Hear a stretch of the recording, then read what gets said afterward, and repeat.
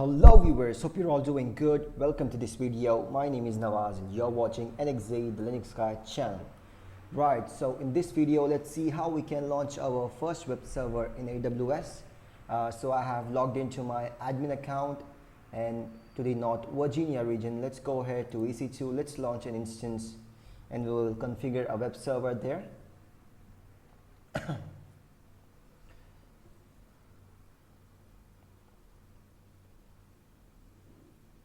So here you can see there is nothing except one default security group, launch instance.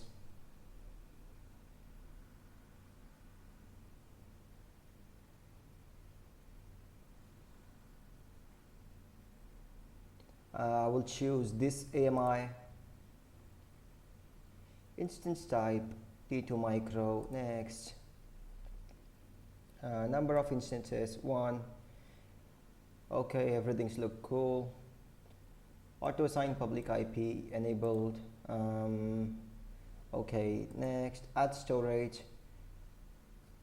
So the delete on termination is by default tick. That means this EBS volume will be deleted when we will terminate our instance. Next, add tag. I will add name, web server, add another tag, environment testing. Next, cool. So you can select this existing SG, but I would recommend don't do that. Go ahead and create a new security group. So the port 22 is open here, so I will change it to my IP because I don't want it wide open. I will also add another rule for HTTP, which is port 80, and I also want it to expose to only my IP.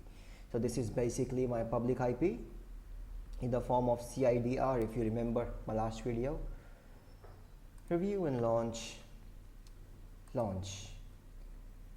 Choose an existing key pair. Let's go ahead and create a new key pair. Let's say web server demo. Download key pair. So the key has been downloaded. Let's go ahead and launch instance.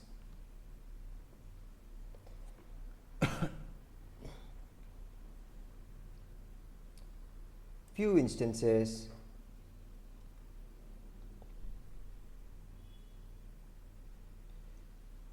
So the instance is currently being deployed. This is the instance ID. We have got the public IP as well, and this is the availability zone. It has chosen automatically, right? So I will catch you once this machine is ready. Right, so the instance is currently being provisioned. The checks have been passed. Let's go ahead and log into our instance. I will copy the public IP. Cool, so I have opened my terminal.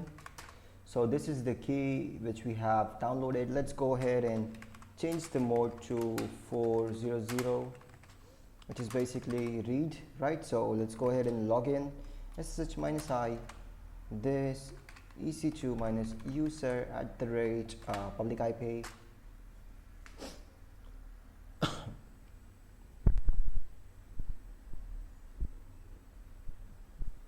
Right, so we have logged into our instance. Let's go ahead and install the Apache. So yum -y install httpd. Okay, sudo su minus to log into our root account, and yum -y install httpd.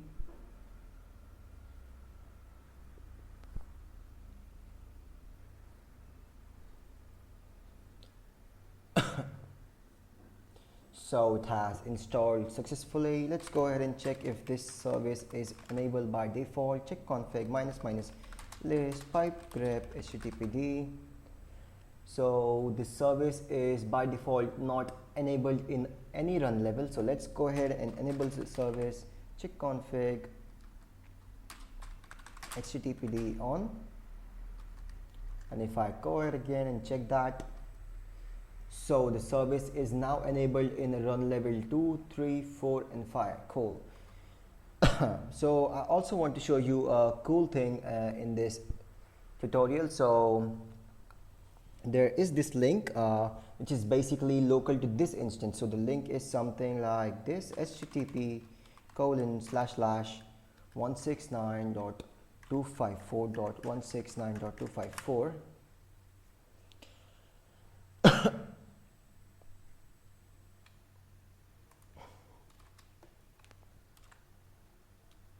254 slash latest slash metadata. So basically this link will show you the metadata of this instance, and this link is locally available to this instance, right? So you can't access this link outside this instance. So if I try to echo and call this link, so it will show me lots and lots of information, the metadata related to this instance, which is AMI ID, events, hostname. Let's go ahead and check hostname of this instance. So if I go here, metadata slash hostname, so it will give you the hostname, which is this IP 172. As you can see, the hostname is here. So basically this is the link which is only accessible, which is only local to this instance, right? So if I go ahead and do curl http://169.254.169.254 slash latest slash metadata slash instance ID, right? So we have seen that instance ID is there. If I try enter, so basically this is the instance ID. You can see this in management console: 09C1D 09C1D47 blah blah. Cool. So what I'm gonna do is I'm gonna dump this link into my index.html. So let's do that. Curl this, and we will redirect that to our /var www.html and index.html file, right? So bear with me, because I've logged into this North Virginia region. My instance is very laggy, right? So it doesn't matter. HTML, if I press enter, so it has downloaded this and redirect that to my index.html file. If I try to cat /var www.html, HTML and index.html, excuse me, /html index.html. So here you can see our instance ID. Let's go ahead and start the service httpd start.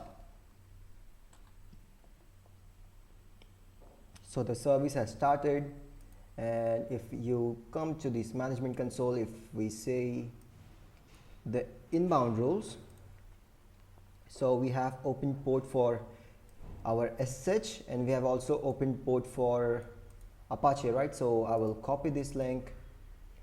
If I go to my browser, paste it and enter, so we will see our instance ID. Cool.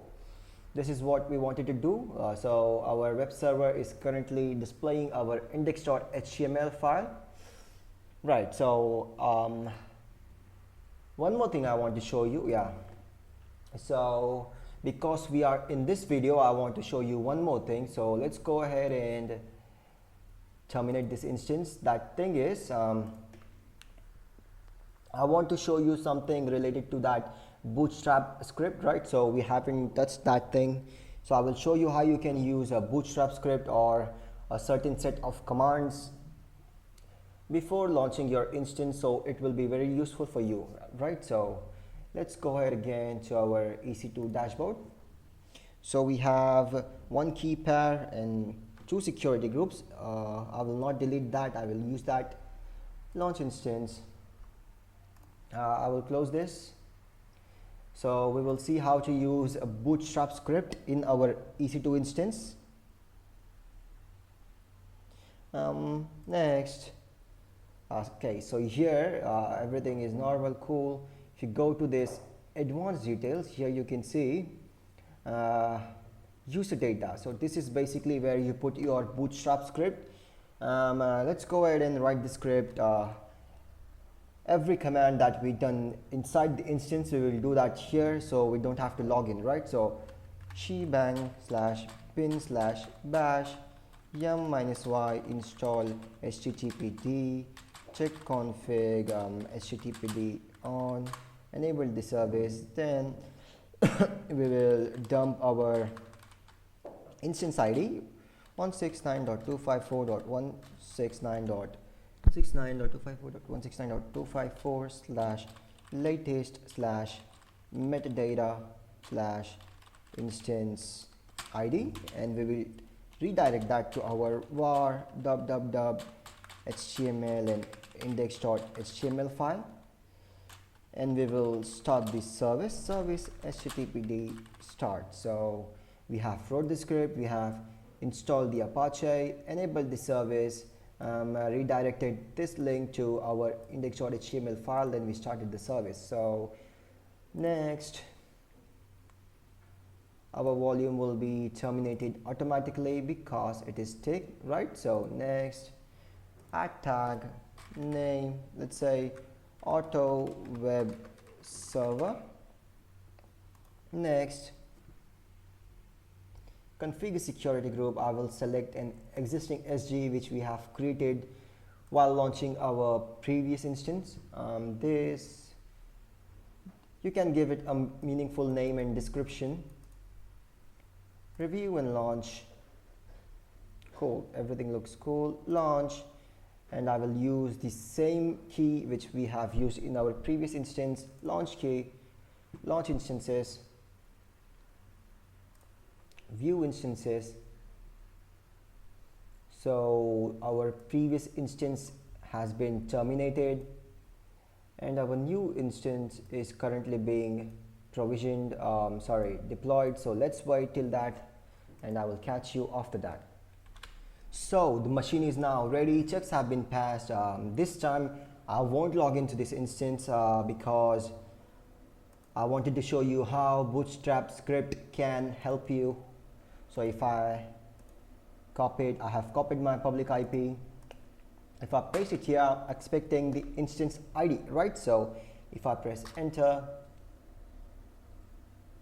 there it is. This is my instance ID. This is what we wanted, I0AF9A. If I go here, I0AF9A, right? So this is the instance. Cool. So this is what we have wanted and we have achieved that. So I think that's it for this video, guys.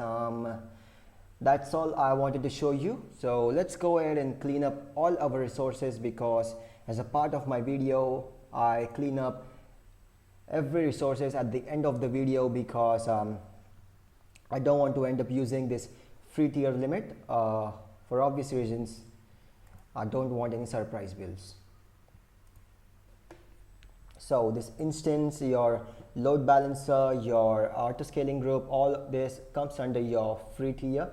Not fully, but to an extent, to a limit. You say a limit, right? So yeah, it's like a limit. You can use till a limit, then it will cost you. So you can go ahead and terminate. If I go to my dashboard, one key pair, two security group, you can keep this key pair in security group. AWS won't charge you for that. It will basically charge you for the resources or the storage, right? So 0 running instances, it's being terminating, shutting down. So the instance has been terminated. If I go to my dashboard again, everything back to normal except okay, so it has changed the state, so everything is back to normal. One key pair which we have created, two security groups. You can go ahead and keep this in. AWS won't charge you for this. I think that's all I wanted to show you in this video, right? So I hope you guys enjoyed this video. If you did, make sure you like it, share it with your friends, and subscribe to this YouTube channel. See you guys in my next video. Take care. Bye bye.